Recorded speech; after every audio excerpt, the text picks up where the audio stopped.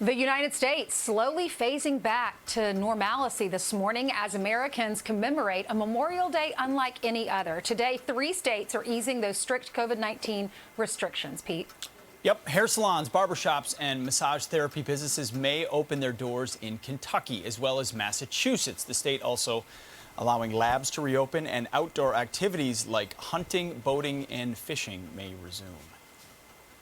Meanwhile, in the state of New York, campgrounds and RV parks are back in business on this Memorial Day. More than 366,000 people have recovered from the virus so far in the United States, and that is very promising. Let's bring in right now, joining us live from Washington, D.C., the Vice President of the United States, Mike Pence, who is live at the Pentagon. Mr. Vice President, good morning to you. Good morning, all. It's great to have you, especially since you've been heading up the coronavirus task force for a couple of months now. When you see so many of the states start to reopen, but then you see those images of America, which is clearly pandemic fatigued, and you see all these people out on the beach or on the boardwalk, and they are shoulder to shoulder, and I'm sure Dr. Birx would say they're too close if they're not wearing a mask. What do those kind of images, what do you make of those, given that the whole idea is to keep 6 feet from each other, and if you don't, there could be trouble? Well, first, Steve, let me say on this Memorial Day, our hearts and our prayers are with the families of all of our fallen. I'm not far from Arlington National Cemetery. I'll be with the President and the First Lady in just a short period of time.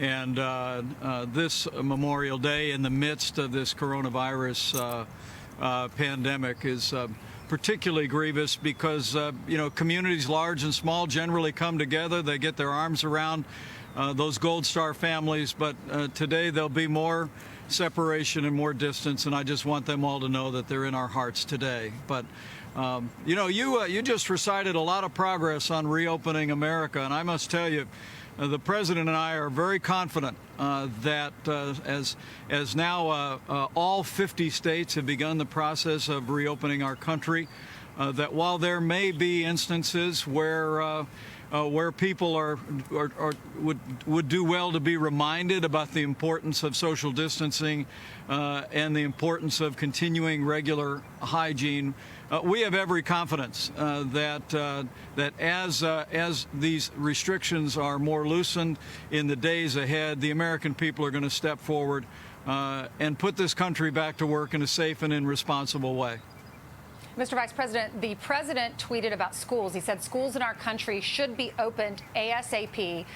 Much very good information now available. What's the latest on this? Because many people in New York City, for instance, are wondering, are their kids going to be going back to school? If not, should we enroll them somewhere else?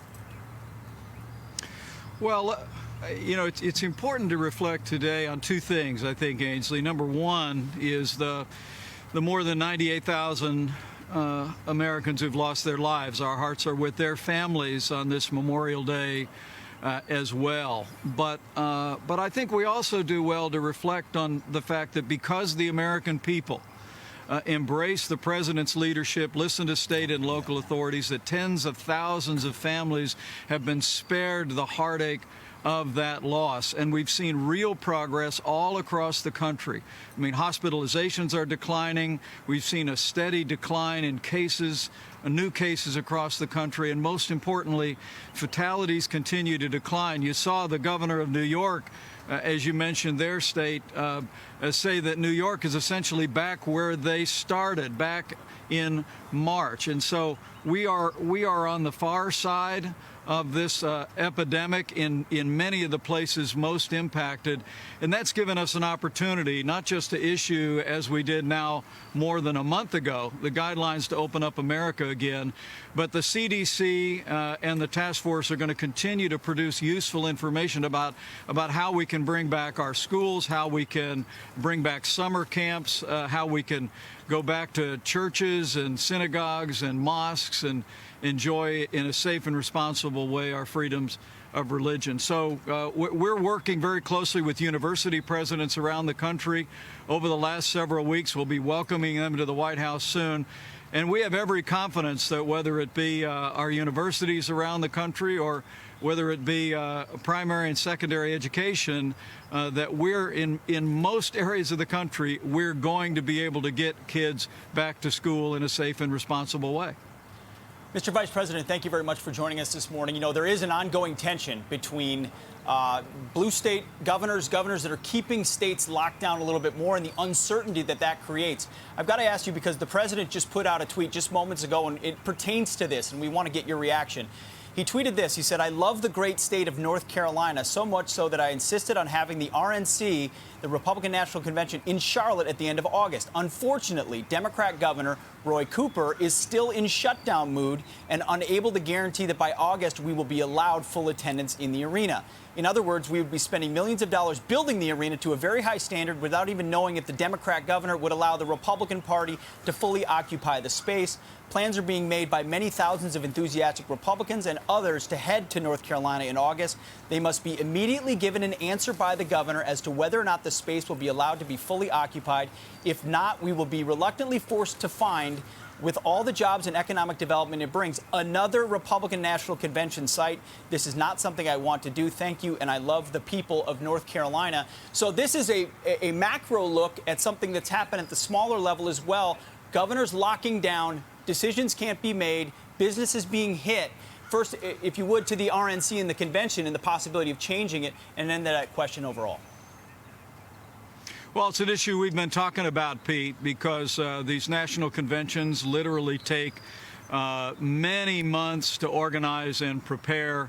And you know, there are states around the country. We think of Texas, we think of Florida, Georgia, the last two states I visited last week that have made a tremendous progress on reopening their communities and reopening their economies. And I think the president is absolutely intent on ensuring that as we see our nation continue to make steady progress on putting the coronavirus epidemic in the past, that come this August we'll be able to come together in a safe and responsible venue and renominate President Donald Trump for 4 more years. But what you hear the president saying today is just a very reasonable request of the governor of North Carolina. We all want to be in Charlotte. We love North Carolina. But having a sense now is absolutely essential because of the immense preparations that are involved. And we look forward to working with Governor Cooper, getting a swift response, and if needs be, moving the national convention to a state that is farther along on reopening and can say with confidence that we can gather there. Mr. Vice President, earlier in today's program, we talked to a couple of guys who own a diner in Pennsylvania, York, Pennsylvania, and they reopened on Mother's Day weekend, despite the fact that the governor kept the state closed down. They defied the order. Right. They appeared on our program, I think about 4 days ago, and within just a few hours, then the state suspended their license and said, you got to close. They are still open this morning. We talked to them. Listen to what they had to say earlier. Governor Wolf threw a little tyrannical temper tantrum and decided to suspend through emergency powers to suspend our licenses. But it's not about the diner. It's about the American people. They want the freedom. Every customer comes in, they thank us. Thank you, being open. We provide something that the community needs right now to flatten this fear and progress forward. Flatten the fear. Mr. Vice President, can you understand the frustration with certain business owners in certain locations that have not reopened yet?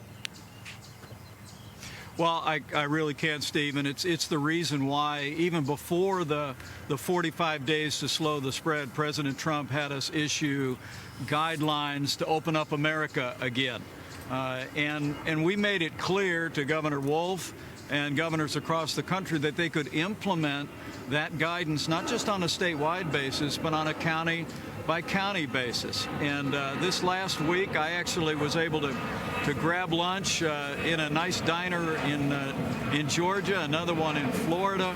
I think the American people see that we can safely and responsibly reopen our restaurants in many places around the country.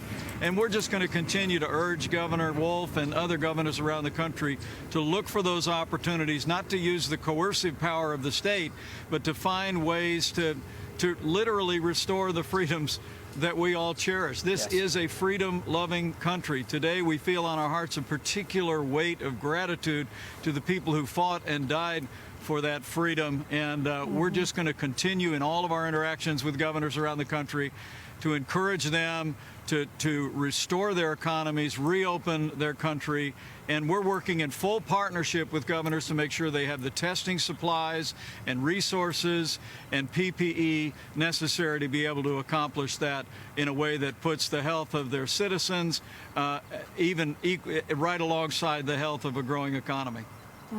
Mr. Vice President, we heard the airplane flying. It reminds me of the Air Force and all of the branches that I know your son is serving. Pete, you have served. My dad served. My grandfathers. Steve, I know many in your family have served. What is your message on this Memorial Day? By the way, I read your op-ed on foxnews.com. It's called "This Memorial Day, Our Freedoms Are Cherished Even More, and Here Is Why." It was beautifully written. But what's your message for our great country? Thank you. Well, this message on this Memorial Day, even in the midst of these challenging times, is that this freedom-loving nation knows that freedom isn't free. And we are grateful every day for all of the men and women who serve in the Army, Navy, Air Force, Marines, and Coast Guard. But today's the day that we remember those who served and fell in battle. And when the President and I and the First Lady and Karen gather in just a few moments at Arlington, we'll lay a wreath, we'll say a prayer, and I just encourage people across this country to remember the families of our fallen in your prayers, especially this day. When you see people out waving flags and standing up for freedom across the country during these challenging times, this Memorial Day, I think we do feel a special weight of gratitude to those who've defended that freedom throughout our history, who paid the ultimate sacrifice for our freedom. And they are in our hearts today, they're in our prayers, and to each of them, I want them to know this Memorial Day, we are grateful to them and their loved ones who demonstrated that what the Bible says is no greater love. The word says that no greater love has a man than this, than he should lay down his life for his friends. And today we remember all the men and women throughout our history who have laid down their lives for our freedom. Indeed. Mr. Vice President, thank you very much. We will see you and the President at the Tomb of the Unknowns very shortly at Arlington. Sir, thank you very much. Thank you so much.